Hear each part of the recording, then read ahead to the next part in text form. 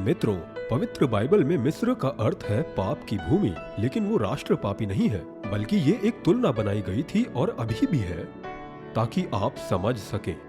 यशाया ने एक भविष्यवाणी की जिसे उन्होंने मिस्र का भार कहा। उन्होंने यशाया 19:1 में कहा, देखो यहोवा शीघ्र उड़ने वाले बादल पर सवार होकर मिस्र में आ रहा है। पाप की इस दुनिया के लिए मिस्र की मूर्तियां उसके सामने कांपती है और मिस्रियों के हृदय भय से पिघल गए। मुझे यहाँ ये वचन पसंद है क्योंकि ये उस भविष्यवाणी के बारे में भी बात करता है कि सुसमाचार इस राष्ट्र तक पहुँचेगा और वे सच्चे परमेश्वर को ढूंढेंगे, हमारे प्रभु और उद्धारकर्ता यीशु मसीह को ढूंढेंगे।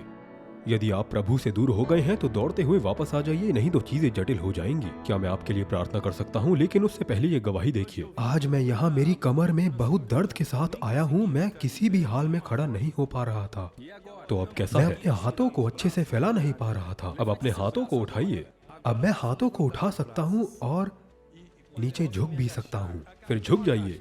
देखिए देखिए देखिए देखिए देखिए, क्या अब आप बेहतर हैं? अब मैं अच्छा हूँ।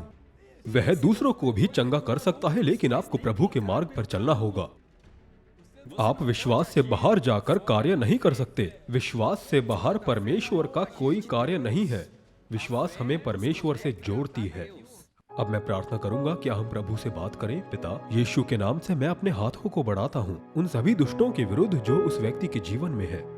और अब मैं आदेश देता हूँ उत्तर से दक्षिण, पूर्व से पश्चिम, चाहे वे कहीं भी हों, दुष्ट अब निकल जाए। दूर हो जा बीमारी, कष्ट, अशांति, झूठ, अभी निकल जा यीशु के नाम से।